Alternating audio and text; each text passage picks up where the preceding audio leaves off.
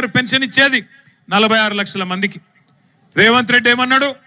కేసీఆర్ గారు ఒక ముసలమ్మకో ముసలయ్యకో ఇద్దర్ల ఇంట్లో ఒకరికే ఇస్తున్నాడు, నాకు అవకాశం ఇవ్వండి, పాలమూరు బిడ్డను నేను ఇద్దరికి ఇస్తా, ఇంట్లో ముసలమ్మకు ముసలయ్యకు ఇద్దరికి ఇస్తా, ఆయన 2000 ఇస్తే నేను 4000 ఇస్తా అన్నాడు.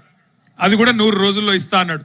ఇచ్చిండా? మరి 25 నెలలు అయిపోయింది, 100 రోజులు గంగలో పోయింది. ఆ 2000 తప్ప 4000 లేదు. ఆ 2000 కూడా 2 నెలలే కొట్టిండు. ముసలోళ్ళ నోట్ల కూడా మన్ను కొట్టిండు రేవంత్ రెడ్డి. రైతులను ముంచిండు. రేవంత్ రెడ్డి గారు ఎప్పుడు చెప్తా ఉంటాడు, పండబెట్టి తొక్కుతా అంటాడు.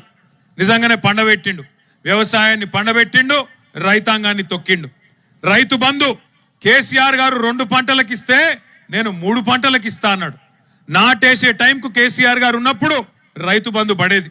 ఒకసారి కాదు, 2 సార్లు కాదు, 11 సార్లు 70 లక్షల మంది రైతుల ఖాతాల్లో 73,000 కోట్ల రూపాయలు జమ చేసిన నాయకుడు ఎవరు? కేసీఆర్ గారు. కానీ ఈ మొనగాడు ఎన్ని మాటలు చెప్పిండు ఆ రోజు? 2 పంటలకు ఇస్తారా, 3 పంటలకు ఇయ్యాల రైతు బంధు అన్నాడు. 2 పంటలకేనా, 3వ పంటకి ఇయ్యవా అని నిలదీసిండు. 10,000 15,000 ఇస్తా అన్నాడు. ముష్టేసినట్టు 10,000 ఇస్తావా, మా సోనియమ్మ మీద ఒట్టు 15,000 ఇస్తా అన్నాడు. మరి ఇలా సోనియమ్మ మీద ఒట్టేసినావు కదా, ఇచ్చినవా 15,000? వచ్చినాయా? భూ యజమానులకే ఇస్తున్నాడు ముఖ్యమంత్రి కేసీఆర్. నేను కౌలుదారులకు కూడా ఇస్తా అన్నాడు. పట్టించుకుంటున్నాడు మళ్ళీ ఇలా కౌలు రైతులను. రైతు కూలీలకు నెలకు 1000 రూపాయలు ఇస్తా అన్నాడు. రాహుల్ గాంధీ మీద ఒట్టన్నాడు. ఇస్తున్నాడా?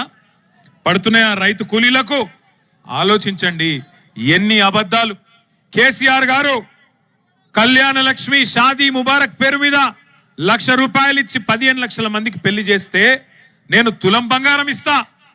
ఆయన ఇచ్చే పైసలు మరి లగ్గమైపోయినాక 6 నెలలకు వస్తున్నాయి, నేను మీరు పత్రిక పెట్టుకోగానే ఇస్తా అన్నాడు. తులం బంగారం ఇంటికే పంపుతా అన్నాడు. వస్తుందా తులం బంగారం? మేము ఆ రోజే చెప్పినాం ప్రజలకి, వీళ్ళు కాంగ్రెస్ వాళ్ళు నమ్మదగ్గ మనుషులు కాదు, బంగారం ఇచ్చే మనుషులు కాదు, పుస్తల తాడెత్తుకపోయే బ్యాచ్ వీళ్ళని చెప్పినాం. నమ్మలేదు, మమ్మల్ని నమ్మలే, వాళ్ళని నమ్మినరు. ఇవాళ ఏమైందో మీకు గనపడుతున్నది. పాలమూరు బిడ్డ పాలమూరు బిడ్డ అన్నాడు. ఏమాయ మరి పాలమూరు బిడ్డకు బంగారం దొరకలేదా? బంగారు దుకాణాలు కనబడతలేవా? బంగారు దుకాణంలో ముఖ్యమంత్రికి ఆయన మాటకు విలువ లేదా? ఎందుకు ఇస్తలేవు మరి తులం బంగారం? ఎప్పుడు ఇస్తావు? ఇంకా ఈ మోగోడు అంట, ఈ సిపాయి ఏది తులం బంగారం ఇస్తా అని ఇప్పటిదాకా కనీసం కళ్యాణ లక్ష్మి కూడా చక్కగా ఇయ్యనోడంట.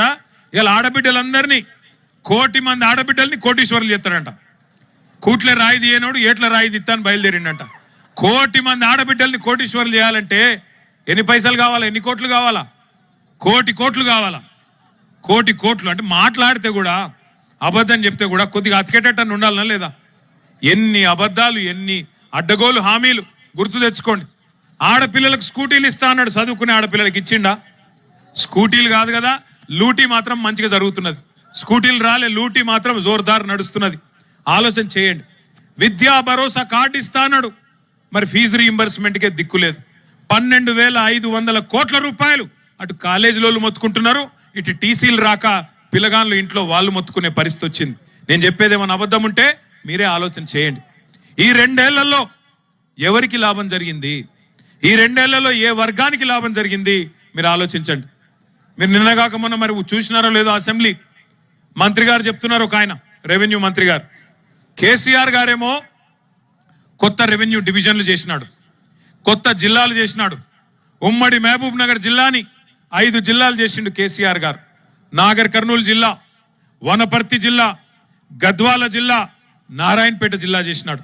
మీరందరూ నారాయణపేట వాళ్ళు, గద్వాలోళ్ళు, కొల్లాపూర్ వాళ్ళు, అచ్చంపేట వాళ్ళు మీరు మహబూబ్ నగర్ దాకా వచ్చేది ఎందుకు?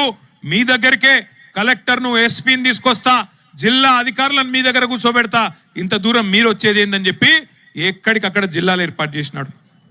కలెక్టర్లను మీ గడప ముంగట కూర్చోబెట్టినాడు. కొత్త రెవెన్యూ డివిజన్లు ఏర్పాటు చేసినారు, కొత్త మండలాలు ఏర్పాటు చేసినారు. ఈ జిల్లాలో ఉండే మా లంబాడ సోదరులు, మా గిరిజన సోదరులు మీ ఆకాంక్ష నెరవేరుస్తూ తాండాలను గ్రామ పంచాయతీలు చేసిండు కేసీఆర్. మరి ఇవాళ కాంగ్రెస్ ప్రభుత్వం ఏం చెప్తుందో తెలుసా? కేసీఆర్ తప్పు చేసిండు, తాండాలు గ్రామ పంచాయతీలు చేసేది కాకుండే, మహబూబ్ నగర్ జిల్లాను 5 ముక్కలు చేసేది కాకుండే, అందుకే వనపర్తి రద్దు చేస్తాం, నారాయణపేట రద్దు చేస్తాం, అట్లాగే గద్వాల జిల్లా కూడా రద్దు చేస్తామని చెప్పి నిన్నగాక మొన్న పొంగులేటి శ్రీనివాసరెడ్డి రెవెన్యూ మంత్రి గారు ప్రకటిస్తా ఉన్నాడు. శాస్త్రీయంగా చేయలేదు, వీటన్నిటిని తీసేస్తామంటున్నాడు. మరి తీసేస్తే నారాయణపేట లూకుంటారా, గద్వాలో లూకుంటారా, వనపర్తిలో లూకుంటారా?